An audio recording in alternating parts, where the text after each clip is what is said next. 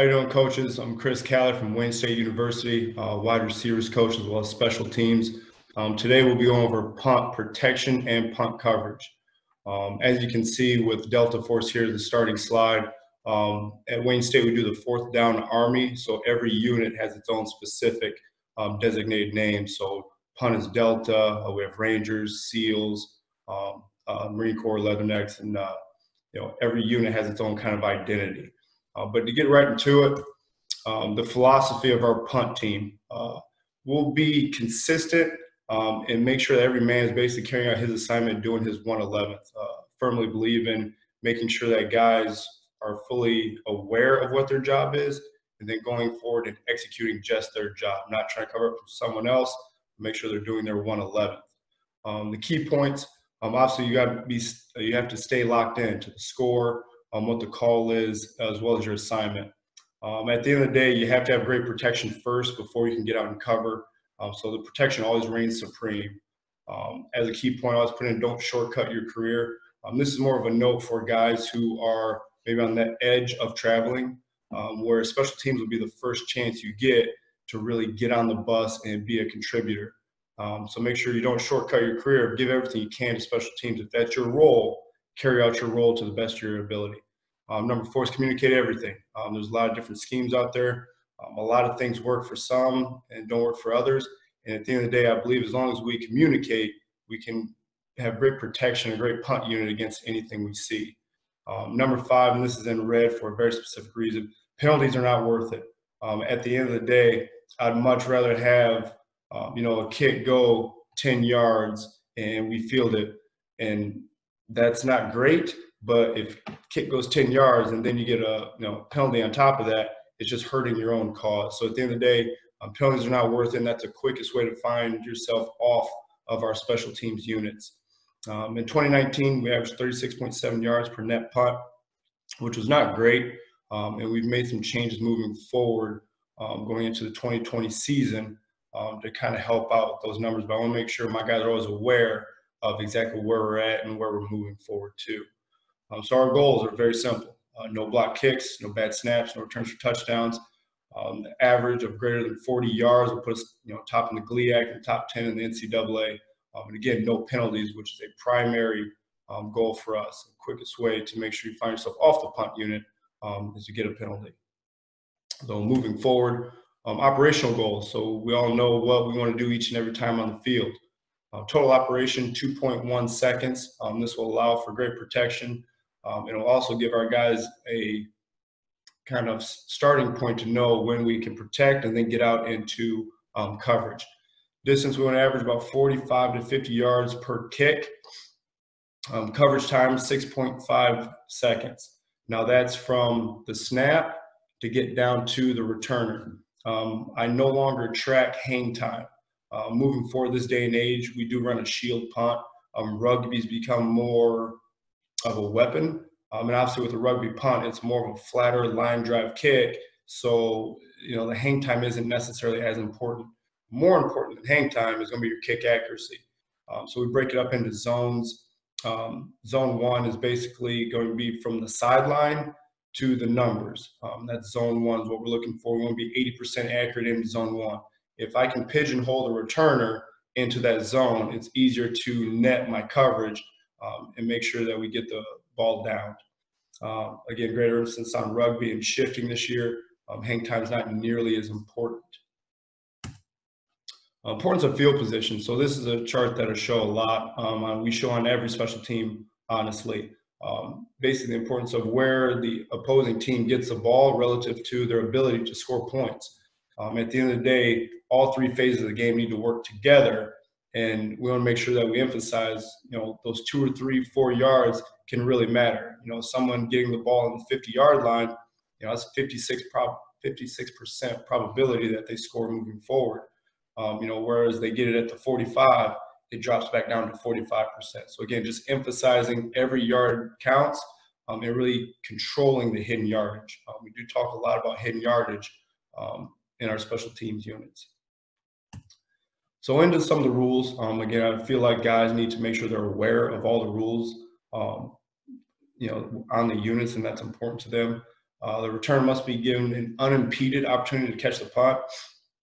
So there can't be any hand waving or anything of that nature. It must be unimpeded. Fair catch, you must allow the 2-yard halo rule. To be 100% honest, what I teach my guys is you want to put pressure on that returner. Again, they get 2 yards, but that doesn't mean you can't get right to that 2-yard mark and really make that returner feel heat. Catching punts is a hard thing to do anyway. It's even harder when you've got 3 or 4 guys right there in your face. We actually had a couple opportunities this year of putting pressure on a returner where he muffed the ball and an opportunity to pick it up off a fumble. We'll actually go over one of those clips. But the ends and the long snapper are going to cone the returner. So they go directly to the returner. No matter what, they're basically hot to the ball guys. We tell them to shoot their shot. So once you get there, you pull the trigger, shoot your shot, try and down the football. Tackles and guards are going to run to their leverage, and we'll talk about what their leverages are when we go over the coverage aspect of it. But again, that 2-yard halo rule is still with pressure on those guys. Rule of first touch. If the kicking team touches the ball, the receiving team can advance the ball without risk of loss of possession. So this is the, hey, once it's touched, if you're getting down and you touch the ball, pick it up, give it to the official. That way there's no cheap returns, if you will, by the receiving team. And this is the one the next rule is the ones I think that guys kind of struggle with sometimes. A block punt or a partially blocked punt that does not cross the line of scrimmage is not a kicked ball and can be advanced by either team. So if that's the situation, pick it up and run. And I think guys struggle understanding that sometimes or don't know or are not aware of that rule. A partially blocked punt that crossed the line of scrimmage is treated as a kick. So all the normal kick rules are and then obviously once a punt has crossed the line of scrimmage and is touched by the receiving team, it becomes a free ball. And we can obviously pick it up as a fumble or muff punt at that point. Those are some of the base rules that we go over with our guys. So first things first, we'll talk about stances and alignments of the punt. So we'll go over protection first because obviously protection reigns supreme. Our frontline stance, we want to make sure that we're one yard behind the ball, just making sure that our head breaks the snapper's waist. So basically we want to give ourselves as much cushion off the line of scrimmage as possible to be able to adjust for twists and different rushes that we'll see. So on the screen, as you can see, with some of the guys, we're going to be deeper back, but a good stance is going to have a really tight base, right? So on the left, number 52 here, he has a really nice base, tight, shoulder width to even slightly tighter than shoulder width apart, as opposed to number 10 on the right end, his base is too wide. The reason why I look for a tighter base is once you take that initial power step or bucket step, you're already going to extend your base as it is. So if you start tight, you'll have a really nice base when you make contact and be able to generate good power. If you start with a base that's too wide and then you take that power or bucket step, your base is overextended, you don't have any power, and it's very easy to get run over in that situation. So as well as our feet being a nice wide base or a nice tight base and not too wide, we also make sure that we're down with our hands in the via the hips. Base that allows us to be able to shoot our hands and strike, as they're resting on our thigh boards. You don't want to be too tall. So on the left side, number 9, I believe he's too tall to stand up. He's kind of being lazy right now. But on the right side, 56, 36, 10, those guys all have good height. So I know that if the base is good, the height is good, we should be able to generate good power on our first initial step. So on the front line, that's how we kind of look for our guys to be on the right side. Going into the shield stance. Shield's going to be a little bit different. Basically, the play side shield and the personal protector will align the respective A and B gaps to the call. So this call right here is probably with red, our right shield, number 69, will be a B gap. 43, our personal protector will be in the A gap to the right side. The shield away from the kick will be in his respective A gap as well. Now their stances in terms of their base is going to be a little bit different. You can have a little bit wider base as a shield player. And basically what we're looking for is a shield where you're going to generate power through your instep, so the inside of your foot.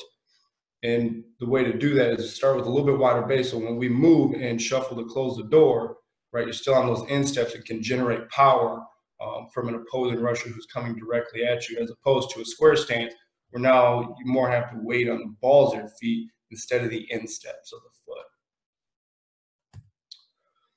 So our alignment, so we know what the stance looks like, so now where do we align? We have a couple different formations that we'll run, but the base one we just call base, right? I like everything to be easy. That way we can make sure that it's very simplistic. We can sub parts in and out without too much learning or having to help guys catch up, if you will.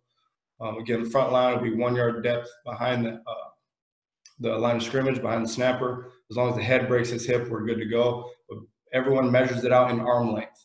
I'm aware not everyone's arms are the same length, but for the most part, if everyone touches fingertip to fingertip, we should have a good spread along the front line for our alignments. The shield will be placed at about 7 yards depth, toes at 7 yards, and then the punter will be at 14.5 yards depth.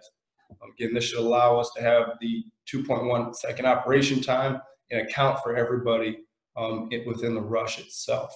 So that's going to be our base alignments. The punter's footwork, I put this in here just so they understand where their feet should start. If they're righty, their left foot should be up. If they're lefty, their right foot should be up. And this should help us with our 1, 2, 3 kick, consistent mechanics. I think with specialists, it's very easy to overcoach them. So for the most part, it's very simplistic, general coaching point. Start with your feet here. I'm looking for boom, boom, boom, kick. And again, for the most part, after that, I leave it be. Now you can change mechanics and help guys refine their mechanics, but I think it's very easy to overcoach these guys. So within the actual punt presentation, I don't talk a whole lot about it. It's more of the individual kicker that I talk to make sure that we're all on the same page in that aspect. Now let's talk about the blocking technique of it. For the front line, like I kind of talked about earlier, first things first, we have the power step. So this will be a red or blue kick. So just true traditional punt kick to the right, punt kick to the left is red and blue. A power step is going to be a 6-inch step to the midline of the rusher. Then on the second step, as you initiate contact, you're going to make contact with your face and hands. We no longer say head and hands. Obviously, we know with targeting and things of that nature and just protecting the kids, you don't want to say head because sometimes that gives them the thought process of using the crown of the helmet, which is always a bad thing. So I tell them face and hands. They make sure we explode to the rusher's inside number. For the most part, I tell them on the snap, it's a power step to them. Second step, create contact, 1,001, 1,002, we're out of there. The kick should be off by then. Now, if the power step is used for a defender or rusher who's within probably an arm's length away from where you're aligned, if the guy you're assigned to is a little bit further away possibly, then we can use what we call a bucket step. And this is going to be basically a 45-degree step away from the line of scrimmage. Gain ground to lose ground is what we use as a phrase, to where we want to lose ground and basically retreat in order to get a good angle on that guy rushing up the field. If I were to step to a defender who's too far away from me, the chances of me getting good contact on him as he's rushing upfield decrease. So I'll use a bucket step if he's further away, lose ground to gain ground, and be able to attack him that way. The other blocking techniques we'll use will be for orange or yellow, which is our rugby kicks.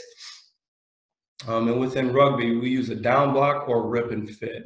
So to explain those, we're going to talk about orange right now. Orange will be a rugby to the right.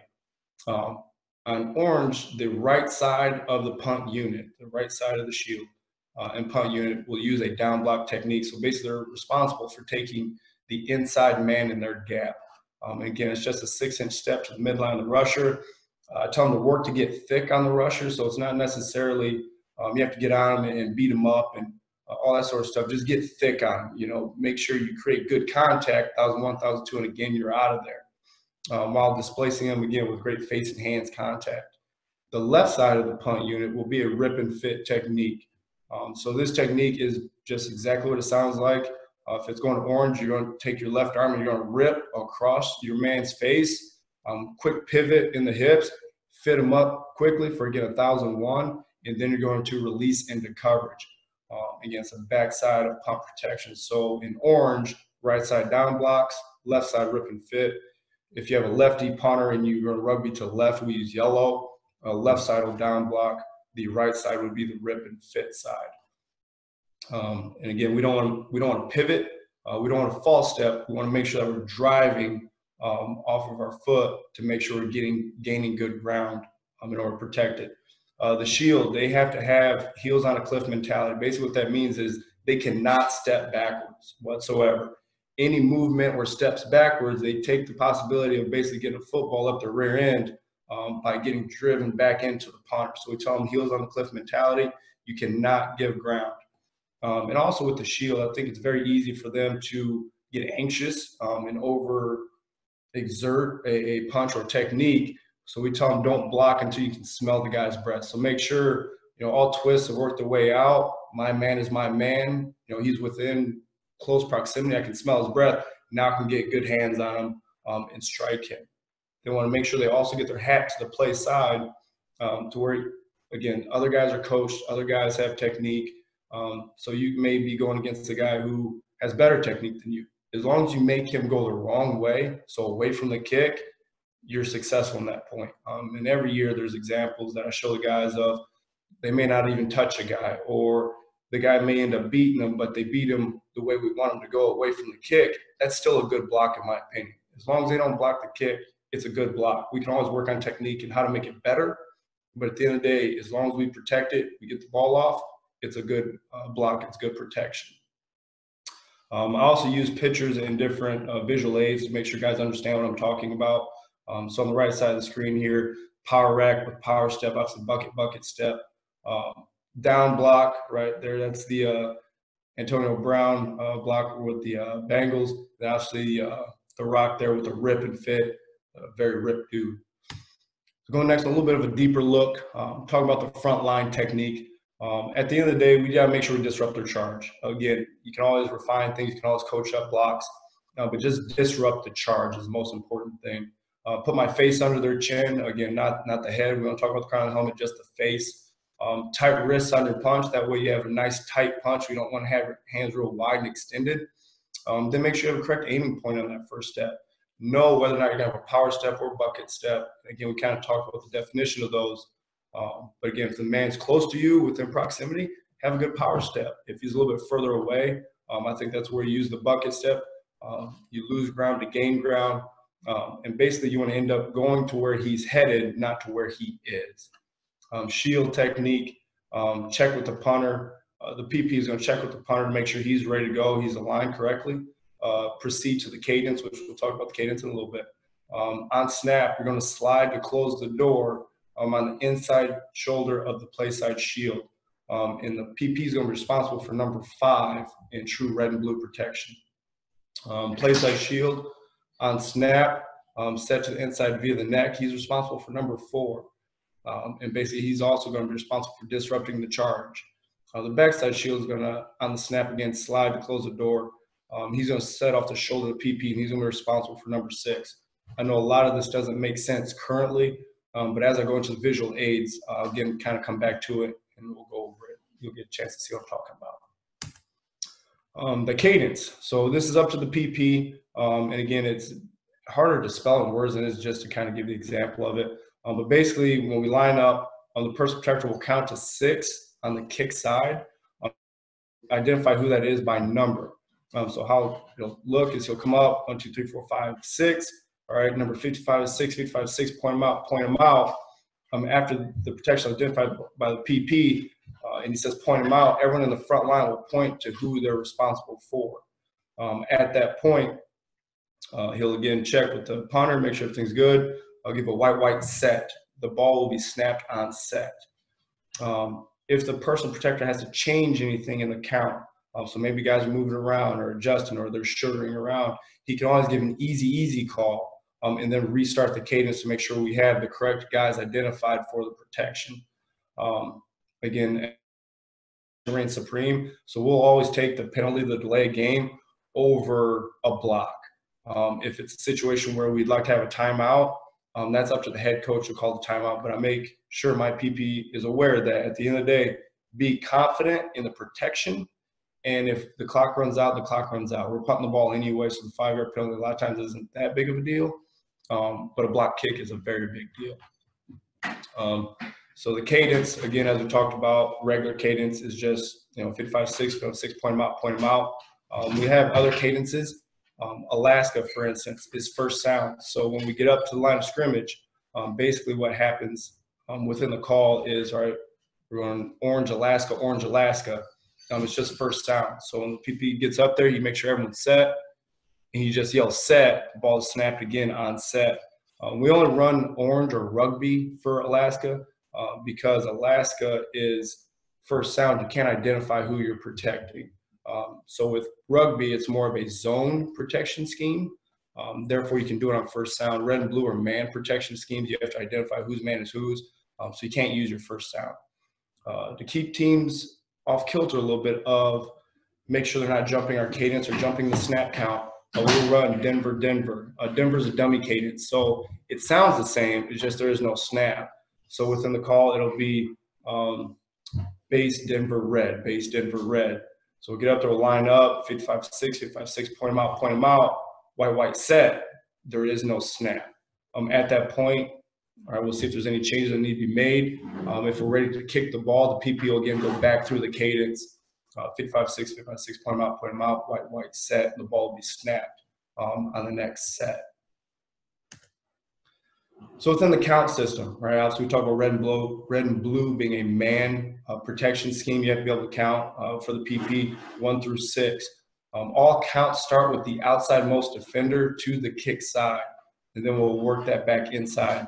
The entire front line minus the snapper must account for their assignment. So basically, 1, 2, 3, 4, 5, 6. 55-6, 55-6, point them out.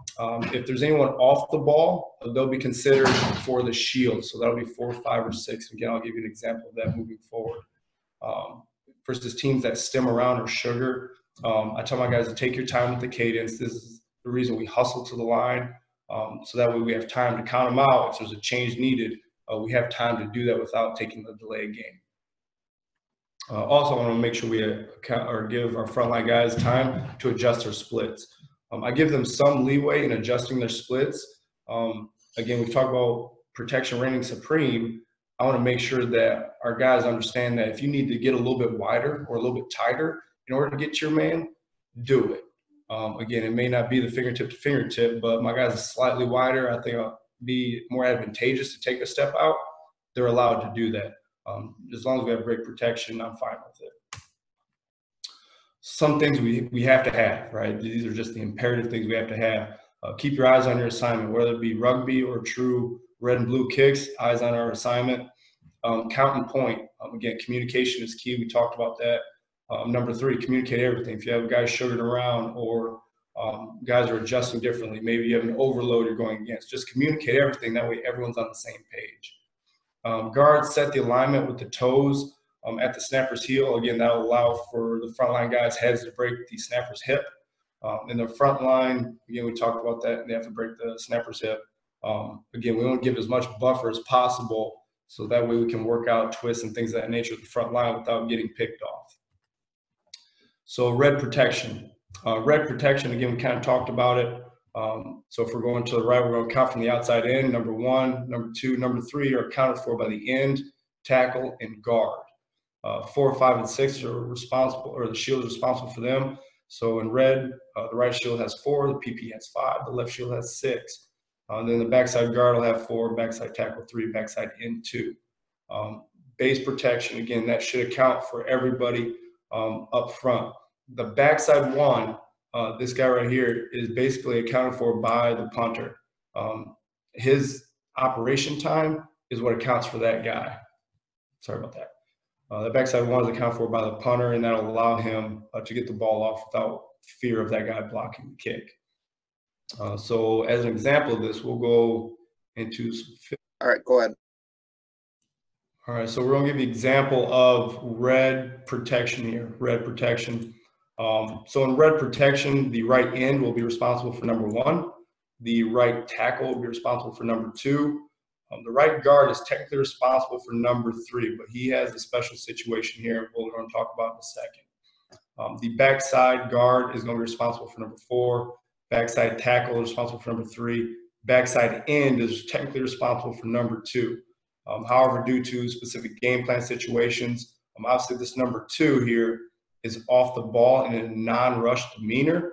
If that's the case, I give my backside end the freedom to take the backside number 1 instead. So that way the punter technically has known that he has to beat everybody is accounted for up front. When I was talking about the special situation, this is a red 3. Red 3 is a term that we use to basically exchange responsibilities. So the end is going to take 1, the tackle is going to take 2. Because the guard has to pass 1 to get to 1, he's going to turn and tell the shield, red 3, red 3. And what that says is, I, as the guard, am going to take number 4. Right shield, you are not going to be responsible for number 3. Everyone else, the PP is still going to take 5. The left shield in this situation is still going to take 6. So nothing changes there, but it's just a quick exchange between the guard and the right shield to make sure we still have great protection and the guard doesn't have to pass the guy to get to a guy. So here, right, so end takes 1, tackle takes 2, guard takes 4, and then that PP was going to take 3. Something else that I say to our guys is you're going to initially take your first step to check for rush. So like the end and the tackle here, a great example. They're going to take their initial step, right, to look for the rush. If no one rushes, they're allowed to immediately get into protection. So the end here, his man is not rushing, he's holding up. He's going to get into coverage right now. Same thing for the tackle. His man does not rush, so he's going to immediately get back out into coverage. And everyone on the front line has that same rule where you initially stepped for protection, no one comes, you're allowed to get out into your coverage immediately. Again, I'll give you a full look at it. Shield slides to close the door here. They take the 1 rusher. Again, the man off the end who's normally responsible, the punter's normally responsible for, actually gets held up by my backside end. Again, that's a game plan thing. And then he's allowed to get the kickoff, no real pressure. Right, and away we go with great protection up front for the kick. So we'll go back to the PowerPoint now.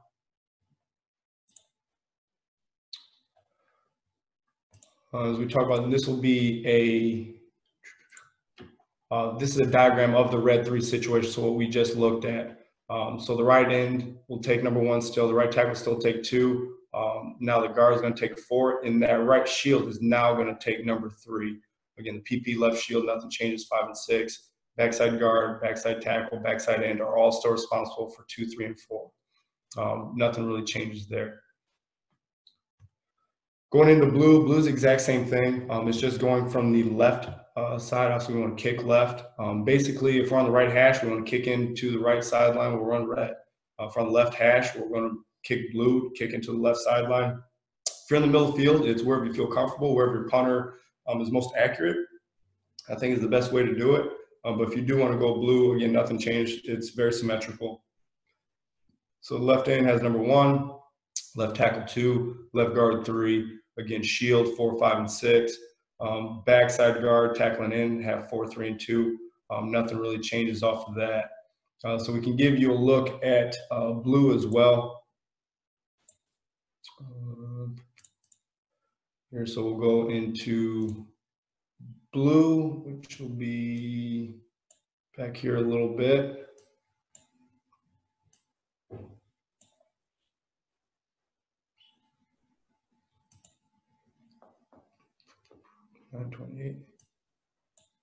Sorry about that. All right, so right here we're going to a blue kick. Again, when we played Grand Valley, they ran a lot of overload.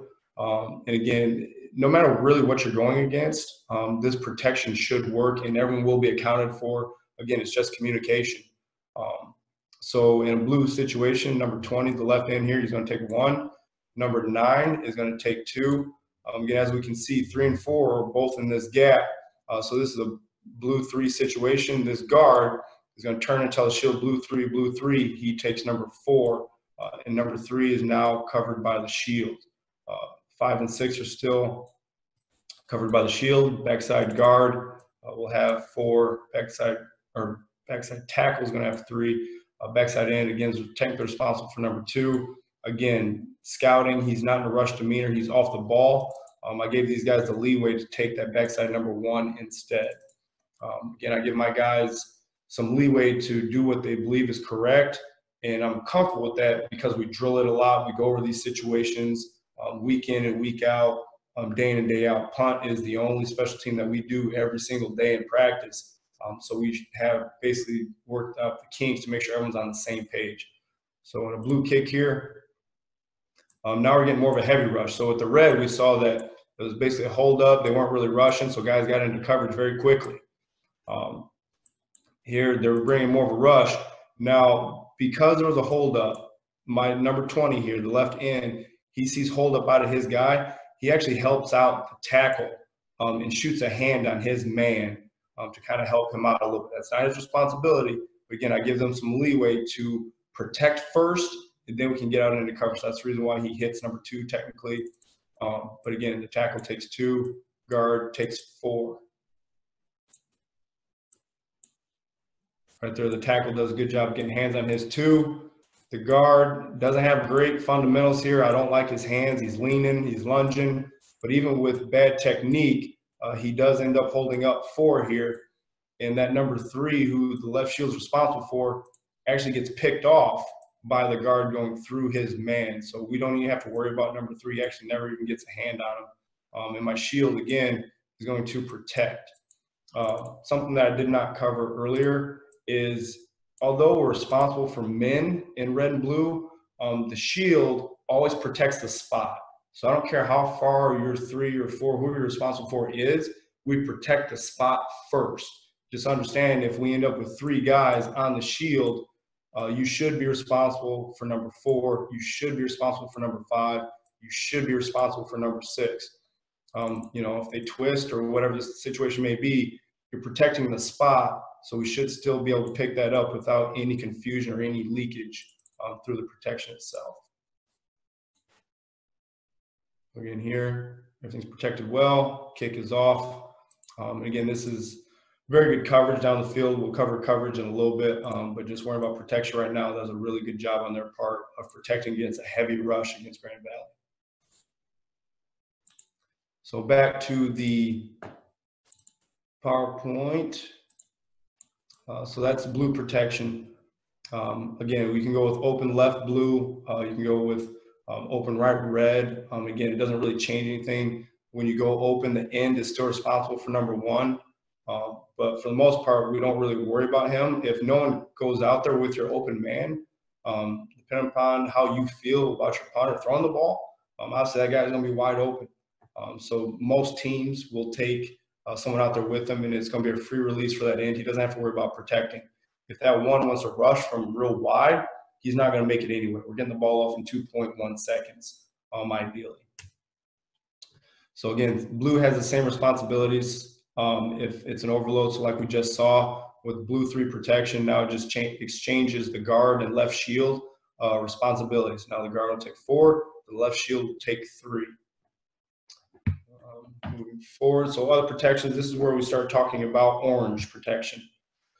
So with orange, we already kind of talked about, here's the slide, saying the same thing basically, where the front side, you're going to down block, the back side, you're rip and fit protection. The shield is now going to be responsible for number 1 to the kick side. The aim point is going to be the inside armpit of the most outside rusher. Make sure he runs the hoop. So again, make him run the long ways around. The PP would be responsible for the next inside threat. Then the left shield is going to be inside out. He's going to clean up any garbage or check for leakage. The punter cannot false step, must gain ground to the kick side. He's looking to place the ball in the corner, ideally with a good roll. The nice thing about rugby is basically you're killing any chance of a return. So this is a great tool to use, especially in pin punt situations. For a punter, just get the ball down there, roll the ball down inside the 20, and really set the opposing team's offense back. And we talk about, you know, where they pick up the ball and their chance of scoring points. So we want to gain any hidden yardage that we can. Here it is in the diagram. So going orange protection here, the end is going to take the inside man in his gap. It doesn't matter if it's the second guy, the third guy, the fifth guy. He's going to take the inside man in his gap. So the end's going to take 2. tackle is going to take 3. The guard here technically has 2 in his gap. He's going to take the inside man. So he's going to actually go into and down block number 5. So that'll leave number 4 free. The backside guard, tackle and end are going to rip and fit, again, to the inside man in their gap. So the guard here also has 2 men in his gap. He's going to rip and fit off a 6 and leave number 4 free. So basically how the shield will end up picking up the leakage is it's rugby to the right. The right shield is going to take this number 1 rusher. The PP is going to take the next inside guy. So if the end or tackle lose, he'd end up picking up 2 or 3.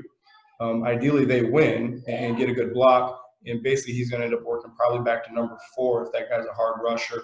Left shield is going to be a guy who's going to take good footwork, and then look inside out and pick up any leakage. The aim point for the punter, where to kick the ball, is going to be 12 yards behind the right end. If you run an open set, it'll be where the end would be, what we call the ghost end. But his kick point is going to be directly behind the end at 12 yards depth. Again, we have some film we can run here of that. Go back to DV Sport. So for orange, we'll be at 150.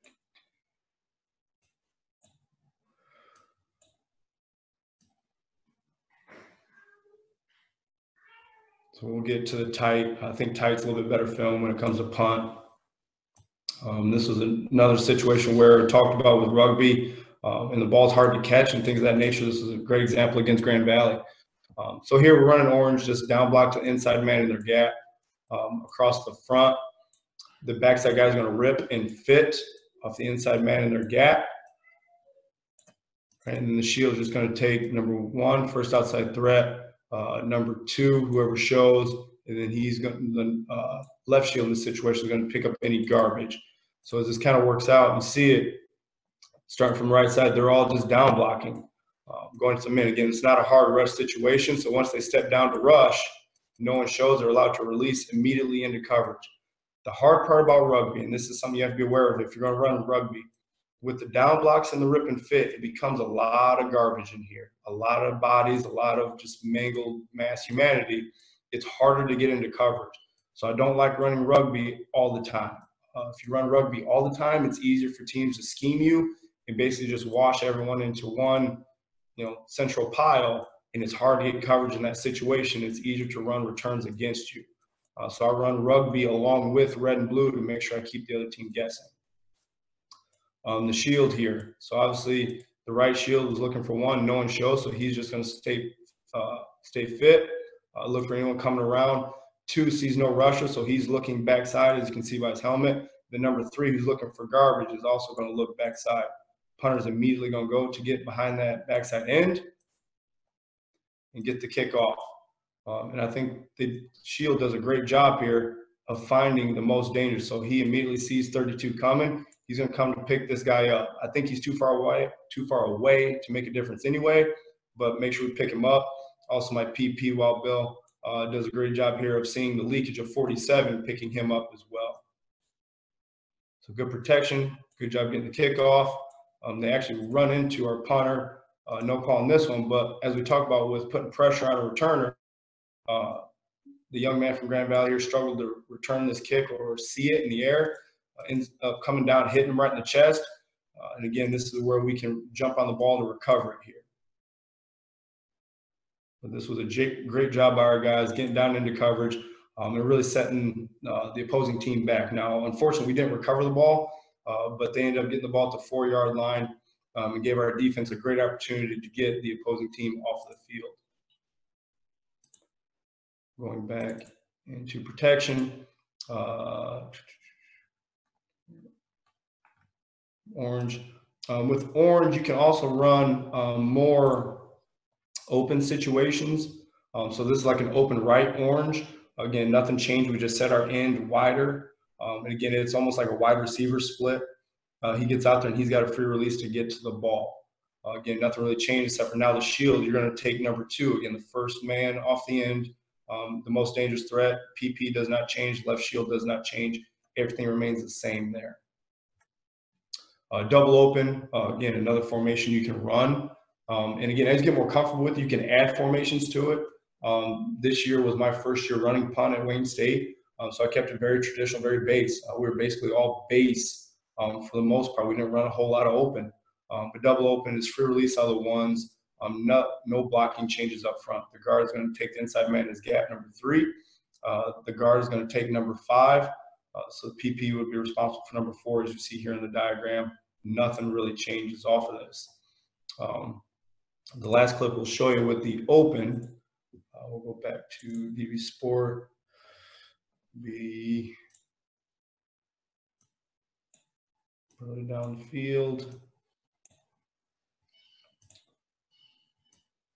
All right, so right here, now we're going to go to an open situation. You can also run open away from where you're kicking. So the one we're going to look at now is going to be an open left orange. Sorry about the rewind here. So now what we ended up doing was open left. So my left end, who's not in the screen currently, he's out here wide. He's got a free release to get to the ball. Still rip and fit out of the back side, inside man in their gap. Still a down block by everyone in the front side of their gap. Now this I ran specifically as a change-up for Grand Valley. We didn't really run it all year long. The thing you have to be careful about, again, with running orange or any rugby in general is a big cluster in here during the protection. So usually what you'll do is you'll open towards the rugby. So open right orange, because you're going to roll to the right, is more prevalent. Open left yellow, because you're going to rugby to the left, is more prevalent. You don't really want to do the opposite a whole lot. I did this very specifically as a game changer against Grand Valley. They had not seen us do this all year long. So I want to give them something a little bit different. But again, nothing really changes up front. You get the down blocks to the right side. You get the rip and fits on the back side. Shield's still looking to pick up most dangerous. And again, you can see they did a great job here. If I can rewind it. Of getting wide, then identifying who my rushers are going to be, picking them up, getting great protection. You know, like I said, rugby is great for pin punt situations. As you can see again against Grand Valley, we had the 1 punt to get them down inside the 5 off the muff. And then with this rugby, we got them inside the 1 yard line. Again, this is late in the game. We're up. Obviously a very big game going against Grand Valley, but get our defense the most opportunity possible to stop them from scoring points. So those are the protections and formations that we run for the most part. Again, now we'll kind of go into some more coverage stuff. Yellow, here's the diagram for, again, if you have a lefty punter, which I've been blessed or cursed, any way you look at it, to have righties and lefties. So basically you have to be prepared to do either.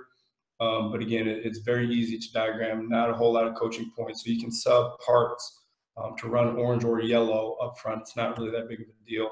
Open left, yellow, same exact thing. You just split the left end open. Again, double open, you can also run yellow. Anything you can do right, I want to be able to do left. Then the last one, going into coverage, we talk about the net. So basically with the net, you want to keep the side in front of you at all times. Basically create a cone. Don't follow your own color, what I call bad color. You want to cast the net on that guy.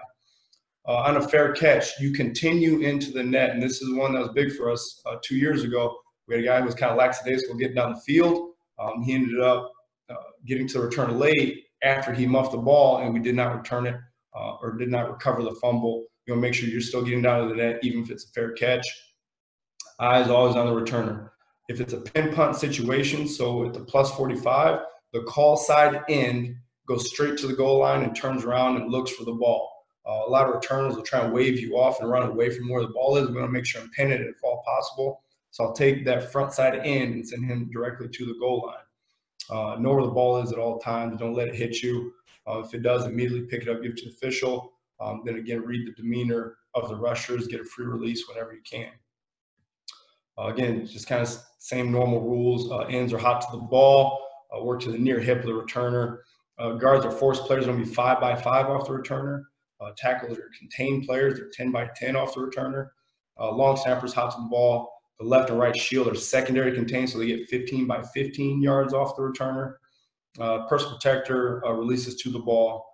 Stack and search. The punter goes, he calls the kick direction first, and then he mirrors the returner. He is the safety last line of defense. Here it is as a diagram. So the ends will go directly to return if they're hot to the ball along with the snapper. My guards are force players. They get 5 by 5 off the return, so 5 yards width, 5 yards depth. The tackles will be 10 yards width with 10 yards depth. Then the shield will be 15 yards width by 15 yards depth. That should give you a great net off the return to make sure you can down the football. And the last thing we'll do here is we'll go back and show just our net in coverage. So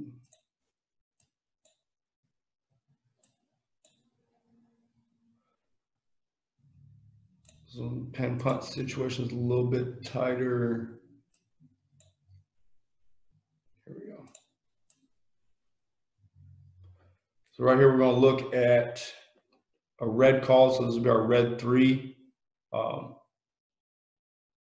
call here. Rewind a little bit. Sorry about that. Red 3 is going to give us a good net here when we end up seeing it. Again, we'll make sure our guys are hot to the ball. The one thing that is not covered in that diagram is when guys get out into coverage, it's not always ideal. So the ends aren't always first, the guards aren't always second. The overwhelming rule we have is the first guys that get out into coverage will be the guys that are hot to the ball. The second guys that get out will be the 5 by 5 players. The third guys that get out will be our 10 by 10s. So ideally, you know, this guy's going to be the hot to the ball guy. This guy's going to be the 5 by 5 guy. This will be the 10-yard guy. Well, again, depending on how they get out in coverage. So if you look here, after the kick in protection, when we're getting out, where they're not all in the same spot. So my guard actually ended up getting his butt kicked quite a bit inside. So now it's going to change who's first to the football. And again, my tackle didn't do a great job either, but he's first down. So technically he's going to be my hot to the ball guy. This should be the 5 by 5 guy.